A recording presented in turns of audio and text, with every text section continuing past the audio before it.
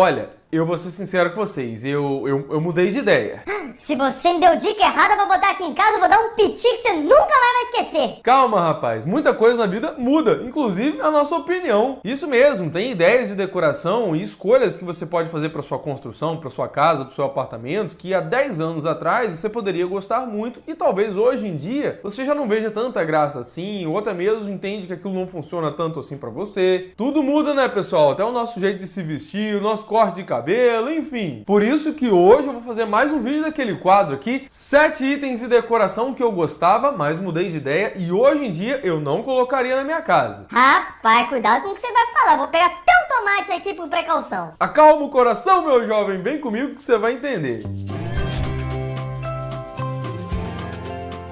Fala pessoal, tudo bom? Muitas vezes você vê dicas de decoração e coisas de inspiração aqui na internet, num canal no YouTube, alguma coisa assim, e você se identifica com aquilo, faz parte ali do seu gosto, ou alguma coisa que faz sentido ali pra você, pra sua família, pro seu momento de vida. Mas acontece que as coisas mudam, né, pessoal? E pode ser que as suas preferências mudem com o passar dos anos, o seu momento de vida é outro, às vezes a família cresceu, às vezes você se mudou pra um espaço que é maior, que é menor, enfim. Por isso que eu vou te mostrar 7 coisas que eu gostava, ou que eu pensava que seria o melhor para uma decoração e hoje eu penso de um jeito diferente e não utilizaria na minha casa, para você poder analisar com calma para ver se faz sentido ir para você ou não. Pode ser que você mude de ideia ou até mesmo você fala, não, Ralf, mas para mim ainda atende muito bem e tá tudo certo, tá bom? Até porque obra é um negócio caro e não dá pra gente ficar mudando toda hora, não é verdade, pessoal? Pois é, você não me deixe preocupado, porque eu tô pagando as coisas ainda, hein? Não se preocupa, mas antes, por favor, não esquece daquele joinha, pessoal. O like ajuda muito aqui o nosso trabalho, tá bom? E se você puder, por favor, não esquece não, se inscreve no canal e ativa o sininho para você não perder os próximos vídeos quando eles saírem. Tem muita gente que assiste o vídeo pela televisão e esquece de ir lá deixar o like, de se inscrever no canal. Vai rapidinho ali no celular, dá essa moral pra gente que incentiva muito o nosso trabalho, tá bom? Obrigado de coração se você puder fazer isso aí. Então vamos aqui para o primeiro item que eu mudei de ideia, pessoal. Eu antigamente achava que a cor bege, ela sempre deixava a nossa decoração com um ar um pouco mais envelhecido. E hoje eu penso diferente. Sim, é verdade que o bege pode dar uma envelhecida na sua casa, tá? Só que existem exceções. Vamos lá, antigamente o bege ele era uma cor assim que era usada para tudo. Todo mundo queria usar o tempo todo em todos os elementos da decoração. Você via todas as paredes pintadas de bege, você via uma marcenaria com uma madeira bem clarinha, meio bege também. Piso era bege, o estofado era bege, a cortina também. Mas com o passar do tempo, essa cor aí, ó, principalmente assim num tom um pouco mais amarelado, foi deixando a casa um pouco mais datada, um pouco mais cansativa, uma coisa lá não muito legal. Continua falando da minha casa, vai? Vai falar o quê? Xoxa, capenga? Falta mais o que pra você falar dela? Não, pá, tô te dando as dicas aqui pra te ajudar. Hoje em dia, a cor que meio que tomou esse espaço do bege aí acaba sendo o cinza, que tá sendo muito utilizado aí pra várias coisas, mas você tem que tomar cuidado pra sua casa não ficar fria demais, não ficar sem graça, né? Até pra você não deixar a sua casa pouco aconchegante. Inclusive, eu já fiz um vídeo aí de como você pode utilizar a cor cinza, tons de cinza pra sua casa de modo geral, sem deixá-la muito fria e sem perder o aconchego. Se você quiser dar uma olhadinha,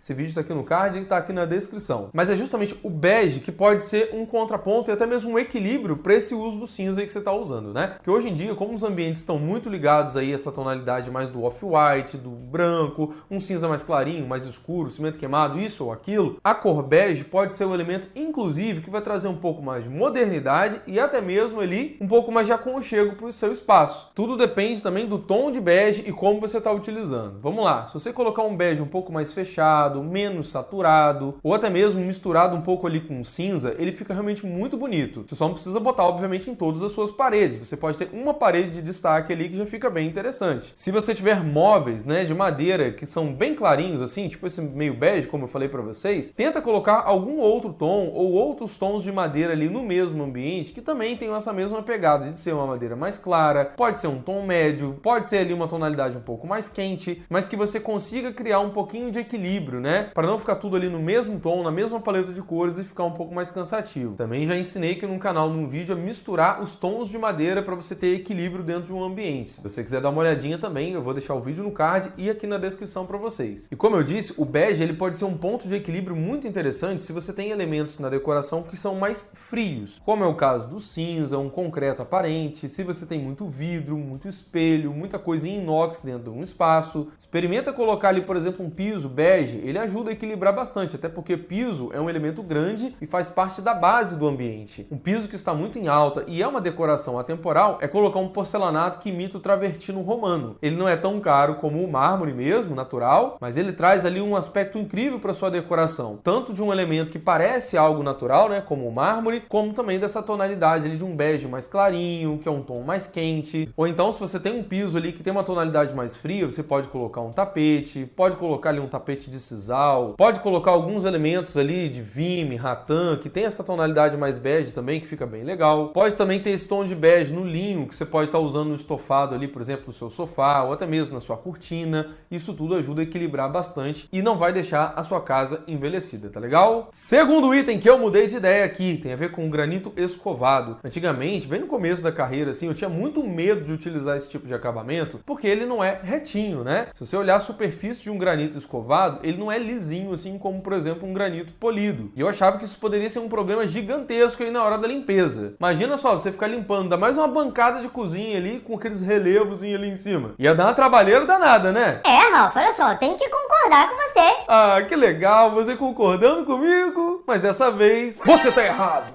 Misericredo! Pois é, essas superfícies elas não são difíceis de limpar, pessoal. Por mais que você tenha ali um leve relevo, né? Isso não é complexo no dia a dia, não. Você vai ter só um acabamento ali que é um pouco menos brilhante do que um polido, né? Com um pequeno relevo, mas isso aí não é difícil de limpar no dia a dia. E dá um efeito incrível para sua decoração, tá? Isso aí, inclusive, é um tipo de acabamento bem fino hoje em dia, uma tendência de decoração se você quiser utilizar. A única ressalva que eu tenho para te falar aqui em relação a esse acabamento é o seguinte: quando você tem um acabamento polido em cima do seu granito, ele fecha um pouco mais os poros, o que deixa a sua bancada um pouco mais resistente em relação aí a absorver alguma coisa, ter manchas e tudo mais. Mas a verdade, pessoal, é que o granito é um material poroso, você fazendo esse acabamento aí polido, escovado, qualquer coisa. Então, de qualquer forma, você tem que impermeabilizar mesmo, passando ali um hidrofugante pelo menos uma vez por ano. Então, não vai fazer muita diferença o tipo de acabamento que você está usando. Tem que fazer o tratamento da mesma forma. Então, se você gosta desse acabamento aí escovado para sua bancada, pode fazer sem medo nenhum. Dá para utilizar também em paredes, aquela coisa toda, tá? Mas se você colocar num piso, ele vai ficar escorregadio do mesmo jeito que fosse o granito ali com acabamento polido, tá legal? Terceira coisa que eu mudei de ideia aqui com o passar do tempo tem a ver com porcelanato acetinado. Antigamente eu achava que ele poderia ser usado em qualquer cômodo da sua casa, mesmo uma área molhada, uma cozinha, um banheiro, lavanderia, mas não é bem assim não. O quê? Eu fui tapeado? Não, olha só, você tem sim vários acabamentos aí para um porcelanato, tá? Tem o porcelanato polido, que ele é mais brilhoso e realmente para uma área molhada ele não é indicado porque ele é muito mais escorregadio. Você tem também os acabamentos assim para área externa, só que eles são muito mais ásperos e não são legais para você colocar dentro de casa, porque realmente suja demais. E eu sempre achei que o acetinado ele ficava no meio termo dessas duas coisas. Mas a gente tem que entender um pouco mais sobre os tipos de porcelanato para você saber fazer essa escolha do jeito certo. Pessoal, vamos lá. Existem basicamente duas tipologias de porcelanato, vamos dizer assim. Você tem ali os porcelanatos técnicos e você tem o porcelanato esmaltado. O porcelanato técnico, ele também é conhecido como porcelanato toda massa ou massa única. Ele não tem desenhos nem nada na parte de cima, ele tem uma cor só, que é a mesma cor das lateraisinhas dele ali, que inclusive são muito bons para você colocar em alguma coisa que tem um desnível, por exemplo, uma bancada de porcelanato, que você tem área molhada, área seca, que você tem a cuba embutida por baixo. Já o porcelanato esmaltado, ele tem um esmalte na parte de cima e esse daí sim recebe desenhos e coisas que você pode ter. Então, porcelanato madeira, porcelanato que imita cimento queimado, porcelanato marmorizado, um aço cortem, tudo isso daí é um modelo esmaltado. Já os acabamentos podem ter nessas duas tipologias de porcelanato. Então você pode ter um porcelanato polido, porcelanato acetinado, porcelanato natural, porcelanato EXT, que são esses para área externa, né? Pode ter tanto para o porcelanato técnico como para o porcelanato esmaltado. Mas a questão aqui é, independente se ele é técnico, esmaltado, se ele é acetinado, isso ou aquilo, a verdade é que os pisos eles têm um coeficiente de atrito diferente. Meu pai do céu, já tá saindo fumaça da minha cabeça, não tô entendendo mais nada. Calma, o coeficiente de atrito basicamente mostra pra gente o quanto aquele piso é antiderrapante, vamos dizer assim, tá? E um piso para ser considerado antiderrapante, ele tem que ter um coeficiente de atrito pelo menos de 0,4. Pode ser mais do que isso ou pode ser menos, mas 0,4 é o considerado assim um piso antiderrapante. E você pode ter pisos acetinados desse que tem um coeficiente de atrito próximo ou até mesmo com 0,4. Ou seja, são pisos que são mais mais ásperos. Então não é porque ele é um piso acetinado que você pode colocar dentro de casa. Toda vez que você vai comprar um piso, você tem que olhar a ficha técnica dele, para olhar as especificações. Inclusive, o próprio fabricante fala para você ali o coeficiente de atrito e o local de uso que ele recomenda. Então você pode ter um porcelanato acetinado que o próprio fabricante vai falar para você, olha, esse aqui é para uma área externa. Então tem que tomar muito cuidado com isso na hora de você comprar o seu piso, tá? Se você quiser saber mais um pouquinho sobre porcelanatos, também tem um vídeo mais específico sobre tudo isso aí que eu falei para vocês, que eu vou deixar aqui em cima no card, aqui na descrição. E se você vai colocar um porcelanato que esteja numa rampa, alguma coisa assim, aí precisa ser um EXT mesmo, e um coeficiente de atrito tem que ser superior, tá? Não basta ser só antiderrapante não, você tem que ter ali um 0.6, 0.7, enfim. Quarto item que eu mudei de ideia aqui é que antigamente eu achava que toda boa iluminação necessariamente precisava ter um forro ali para você ter efeitos bem interessantes. Mas hoje em dia eu mudei de ideia. Você pode sim ter uma ótima iluminação aí na sua casa, na sua decoração, mesmo sem ter o forro. E você ainda economiza na obra? Olha só, rapaz, até simpatizei com esse rapaz aqui hoje, até que ele tá legalzinho. Ah, hoje você tá gostando de mim, né? Claro que quando você tem um forro de gesso, você tem mais liberdade. Você vai ali colocar a iluminação do jeito que você quiser, você vai esconder algum tipo de instalação, tubulação, vai esconder vigas, vai deixar o ambiente mais clean, mais atemporal, mas não quer dizer que se você não for fazer um forro, seja por economia ou até mesmo por alguma opção aí de decoração, que você não vai ter uma decoração maneira, bonita pra dedéu. Ah, então você me conta os paranauê aí que eu não sei como é que faz, não? Basicamente, você vai ter que explorar uma iluminação de sobrepor. No caso de vigas aparentes, você pode ter ali também algumas prateleiras, alguma coisa colocando alguns expositores para esconder. Pode pintar da mesma cor do seu teto, né? Pode pintar de branco, que fica mais discreto, ou até mesmo de alguma outra cor, se você gosta de um estilo um pouco mais escuro, sim, um industrial, alguma coisa do tipo. E tem muito tipo de iluminação de sobrepor interessante hoje em dia, pessoal. Você tem os trilhos, né? Talvez que sejam os mais conhecidos aí, que você pode inclusive deixar da mesma cor do teto, se você quiser deixar uma coisa mais discreta, seja no branco, seja no preto. Tem a eletrocalha também, se você quiser uma coisa um pouco mais industrial, dá para pintar também na cor que você quiser. Temos spots de sobrepor com designs muito bonitos e até mesmo designs bem mais clean, mais minimalistas. Pode ser também um perfil de LED que fica muito legal ali também, de sobreposição. Temos os próprios pendentes que podem ser utilizados, alguns inclusive até com desviador do fio ali para você colocar em cima de uma mesa de jantar, alguma coisa assim. Cria uma barriguinha ali, né, no fio, que fica até bem elegante. E você pode criar outros pontos, pessoal, de iluminação, seja utilizando ali uma eletrofita ou até mesmo um fio chumbo que você vai embutir ali no reboco da sua laje. Mas para esses casos aí você precisa muito de ajuda de um profissional para fazer isso de forma segura, tá legal? E você também pode utilizar a iluminação em outros pontos, na sua parede, né, como as arandelas, pode colocar no piso como uma luminária de piso, ou utilizar algum abajur, alguma fita de LED, alguma coisa assim, painéis e tudo mais. Então não é necessariamente com forro de gesso aí que você vai utilizar ou forro de algum outro material que você vai ter uma ótima iluminação. Dá para fazer tudo isso aí com esses itens que eu acabei de te falar. Quinto item aqui que eu mudei de ideia, pessoal, tem a ver com vaso sanitário, aquele de válvula de descarga que fica na parede, sabe? Antigamente eu não gostava mesmo de utilizar esse tipo de vaso, porque eu sempre pensava nos problemas que ele poderia causar. Primeiro de tudo, porque antigamente você tinha modelos de vaso sanitário desse que gastavam muito mais água para cada descarga. Tinha modelos que gastavam até 14 litros por descarga, para você ter ideia. Fora que por ele estar dentro da parede, né, às vezes você pode ter algum tipo de manutenção que só quebrando a parede mesmo para resolver. Mas vamos lá, por que eu mudei de ideia em relação a esse vaso sanitário? Hoje em dia eu gosto tanto de utilizar esse vaso ou até mesmo vaso de caixa acoplada. Primeiro de tudo, porque é possível sim fazer manutenção de várias formas aí sem você precisar quebrar parede nenhuma. E segundo, que existe vaso de válvula de descarga que você tem um fluxo duplo na hora da descarga. Isso mesmo, você tem um modelo que libera 3 litros e outro que libera 6 litros aí para cada demanda que você tem, seja número 1 ou número 2. Agora, um outro ponto que para algumas pessoas vai ser uma desvantagem, para outras pessoas vai ser uma vantagem, é que ele está ali dentro da sua parede ligado diretamente na sua caixa d'água. Então, quantas vezes você quiser apertar o botão ali e sair a descarga na mesma intensidade, aquela coisa toda, você consegue. Já uma caixa acoplada, você dá a descarga, mas você precisa esperar um tempinho até a caixa encher, né, para você dar uma outra descarga na mesma intensidade. E sim, existem formas de você saber se um vaso sanitário desse vai demorar muito para encher ou não, o que está acontecendo se na sua casa está demorando a encher. E eu já fiz um vídeo ensinando como é que você resolve esse tipo de coisa, tá? Vou deixar esse vídeo também no card e aqui na descrição. Então, se na sua casa aí as pessoas não forem muito conscientes na hora de utilizar a descarga, né, ficar apertando ali a qualquer hora por qualquer coisinha, você vai gastar muito mais água. Mas isso é bom, gente. Vai que você tá com um trambolim persistente ali que não quer tomar o rumo dele. É, aí você tem que ponderar para ver o que faz mais sentido para você, tá? E o legal desse tipo de vaso também é que ele ocupa menos espaço. Então, para um banheiro menor, pode ser que faça mais sentido, porque querendo ou não, a caixa acoplada ali, ela ocupa um certo espaço ali no banheiro. Sexto item aqui que que eu mudei de ideia é que antigamente eu não gostava muito quando você tinha, por exemplo, uma cozinha americana, um balcão ali de cozinha muito perto de uma mesa de jantar e utilizar ali, por exemplo, 2 pendentes, um na mesa e um no balcão. Eu achava que isso poderia deixar o ambiente muito pesado, muito carregado, com muita coisa ali pendurada, né? Eu sempre preferi priorizar, por exemplo, a mesa de jantar e deixar o balcão ali com algum esporte ou alguma coisa assim. Mas a verdade é que hoje em dia eu acho que você pode utilizar pendentes nos dois sem problema nenhum, só tem que utilizar nas proporções diferentes. Por exemplo, na mesa você pode colocar um pendente maior, que pode ter ali metade da largura da mesa ou até mesmo 1/3 do tamanho dela. Já o balcão você vai colocar modelos menorzinhos. Você pode ter ali uma mesa de 1,20 m, botar 2 pendentes, 1,80 m, botar 3 pendentes e por aí vai. Só tenta colocar no mesmo estilo de decoração, uma coisa ali que você tem uma paleta de cores que converse. Por exemplo, vai que você usa ali um lustre de cristal. Que me faz sonhar. Para com essa música, rapaz! Desculpa, eu não consegui me segurar. Então, se você usa um lustre mais clássico desse, é interessante que você tenha ali uma decoração mais clássica que faça sentido e até mesmo para esse pendente em cima do balcão ter uma conexão com esse estilo também. Se você colocar duas coisas completamente diferentes ali, aí realmente pode não ficar legal. 7º item aqui que eu mudei de ideia pra gente fechar o vídeo de hoje. E lembrando que se você quiser que eu continue com esse quadro aqui, ó, é só deixar embaixo nos comentários, falar assim, Ralf, pode continuar aí falando o que você mudou de ideia, porque tem gente que fica bravo comigo quando eu falo essas coisas, pessoal. Então eu preciso de muito comentário aí pra saber se vale a pena ou não continuar com esses vídeos. E vou deixar aqui embaixo na descrição também os outros que nós já fizemos desse quadro, tá legal? Mas o 7º item aqui que eu mudei de ideia e hoje em dia eu não curto muito mesmo é utilizar aquelas coisas muito estampadas ali com figuras geométricas, principalmente ali com várias cores. Isso aí era uma febre antigamente, pessoal. Todo mundo queria utilizar. Podia ser ali uma pintura geométrica na parede ou até mesmo texturas e estampas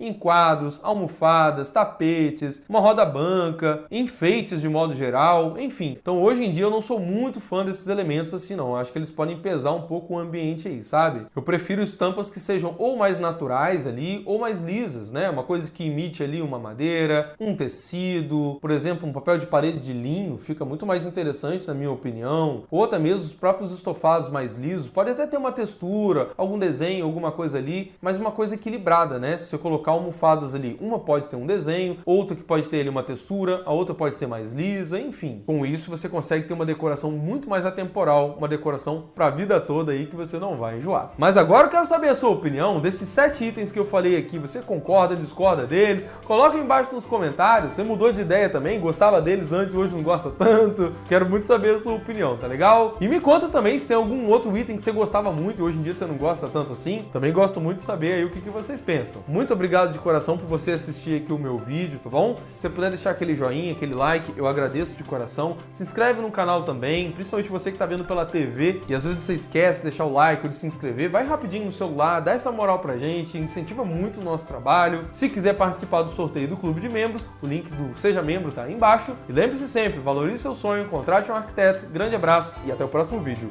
Valeu, pessoal! Tchau, tchau!